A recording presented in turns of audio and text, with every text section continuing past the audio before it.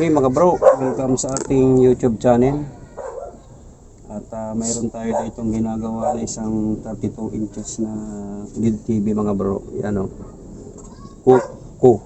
Coco. Model number 32 is 3M. Yan.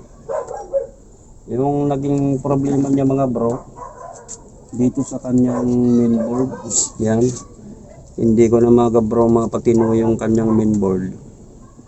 So, ito mga bro, pwede na to sa internet.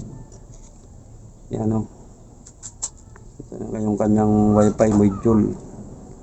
So, kinausap ko yung may-ari na palitan ng mainboard. Pumayag naman siya kahit hindi na raw,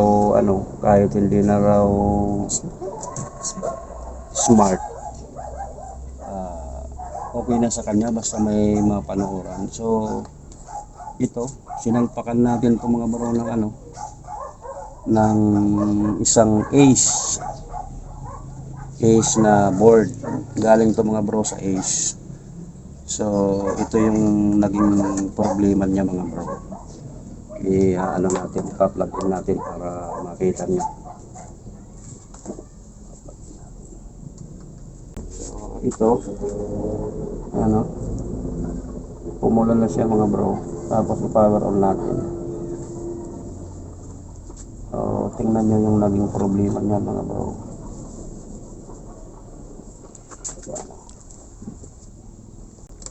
Yan o. Kung papansinin nyo mga bro yung kanyang picture, solarize siya mga bro. Pindot tayo ng menu, mapping. Yan o. Tignan natin menu. Dito tayo sa source. Yan o. Mapping yung problema niya mga bro. Tapos baliktad. Kasi ito yung sa baba, baliktad yung sulat niya mga bro. So ito yung gagawin natin ngayon, kung paano natin solusyonan yan gamit itong ating universal na remote Huayo. Ito. So marami na mga brong nag-upload ng ganito sa ating mga kasamang tech vlogger, pero gusto ko ring mag-upload ng ganito mga bro para newbie, yung mga mapanood nila, yung hindi pa nila kabisado kung paano gawin yung ganitong problema gamit ang ating remote, panoorin nila to. So ganito lang mga bro ang gagawin nyo pagka ganito yung problema niya, yung tinatawag na solarize or mapping. Naka-mapping siya mga bro. Yan. Pag tiningnan mo yan dito mga bro sa source, makikita mo yung display niya pangit yan o. Pangit yan mga bro, hindi yan dapat ganyan. Yan.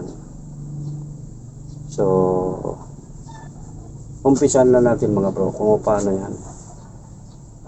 Subukan natin yung niya, pasukin natin yung factory setting niya. So una, pindutin nyo yung menu, tapos 1147. So hindi yung epekto mga bro, walang epekto yung menu 1147. So yung isa namang code ang subukan natin mga bro kung gagana dito. Tayo sa source 2580. Yun, gumana siya mga bro. So ito na yan, nandito na tayo. Nakikita nyo yan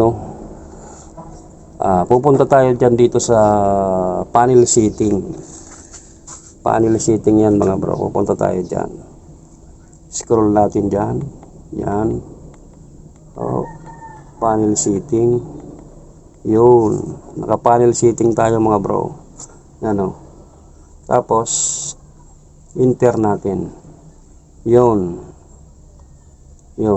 Tapos ito yung kanyang panel ID. Babaguhin natin yan mga bro. Lalagay natin yan sa 1 siguro. Kasi naka-zero yan, oh. 1, pindutin natin. 1. Sumobra. Yun.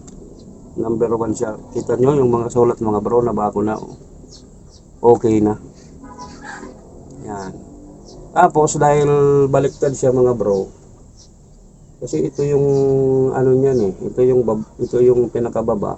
Dapat baliktad din yung ano, baliktad yung sulat. So pupunta tayo dito ngayon sa may mirror. I-off natin yung mirror niyan para mano. So pababain natin yan ito. Pupuntahin natin sa mirror. Yan. So, yan. Yan. Yan. Yan. Pagdating natin dyan mga bro, i-enter lang natin yan. Tanyo? Nandito na, baliktad na. Okay na. Pag ginawa natin yung TV, nilibak natin, okay na. Tapos, yung backlight i-adjust natin mga bro. I-adjustan natin ng 50 dito sa backlight. Backlight. Yan. Ano natin ng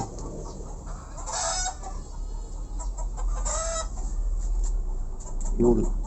Gagawin natin 50 lang yan mga bro. Sobrang taas ng backlight eh.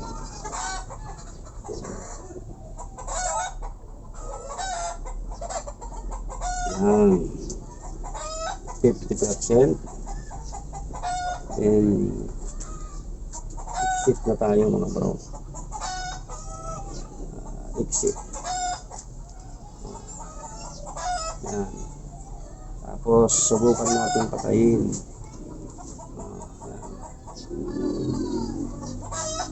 Tapos yan, maya buhayin natin. So buhayin natin. Yan.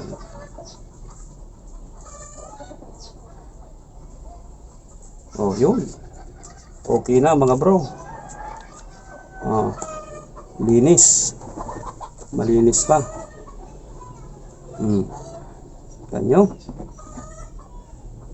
Ganun lang mga bro, pagka ganun nagpalit kayo ng board at solarize, pasukin nyo lang yung kanyang factory setting, 117 or 2580 yung code niya. So hanggang sa muli mga bro, sana'y makatulong ito sa ating mga baguhan, sa mga newbie na mga nag-aaral pa lang maging technician. Dahil yung mga biyasa na ay alam na itong chicken feed na to sa kanila. So hanggang sa muli mga bro, maraming salamat.